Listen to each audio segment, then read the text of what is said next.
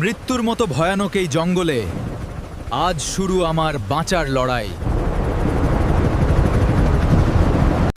চারদিকে শুধু অন্ধকার, রাস্তা হারিয়ে ফেলেছি। বাঁচতে হলে খাবার খুঁজতেই হবে, যাই পাই সেটাই আমার শক্তি।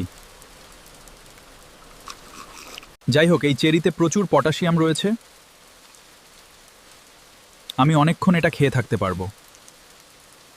এই মাছটিতে প্রোটিন আর ক্যালসিয়াম প্রচুর আছে, তাই আমি অনেকক্ষণ সার্ভাইভ করতে পারবো। এই মাছটি আজ আমার গোটা দিনের শক্তি যোগাবে। খুব সুন্দর লাগছে খেতে।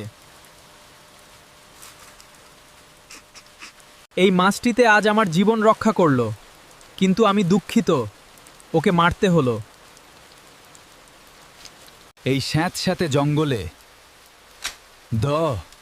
একটা ছোট আশ্রয়ই আমার একমাত্র ভরসা। জ্বর, সর্দি,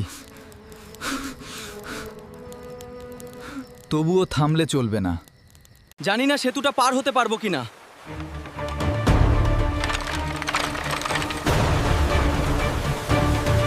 জানি না এখন আমার কি হবে। তিন দিকেই আমার জন্য মৃত্যু অপেক্ষা করছে। আমি এবার কি করব? কিভাবে এখন থেকে পালাবো? যতই বিপদ আসুক, হাল ছাড়িনি। এটাই বাঁচার লড়াই। বন্ধুরা দেখুন, এই গিরগিটিটা খুবই বিষাক্ত, আর পাশেই ওই রাসেল ভাইপার দেখুন, খুবই বিষধর সাপ এটা। এই মাকড়সাটা কত বড়, এটা কিন্তু অনেক বিষাক্ত। আর পাশেই ওই চিতি সাপটা দেখুন। আমার খুব জল তেষ্টা পেয়েছে। বালি খুঁড়ে জল বার করছি, আর সেই স্বচ্ছ জল খাবো আমি। অস্বাস্থ্যকর জল খেলে অসুস্থ হয়ে যাব, তাই একটু কষ্ট করে জল সন্ধান করলাম। জঙ্গলে শুধু বড় বিপদ নয়, ছোট জিনিসও মৃত্যু ডেকে আনতে পারে।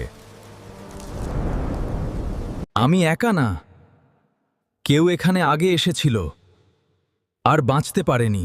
এখানে দেখুন বন্ধুরা, সাপের বাচ্চা ও টিকটিকি খেলা করছে।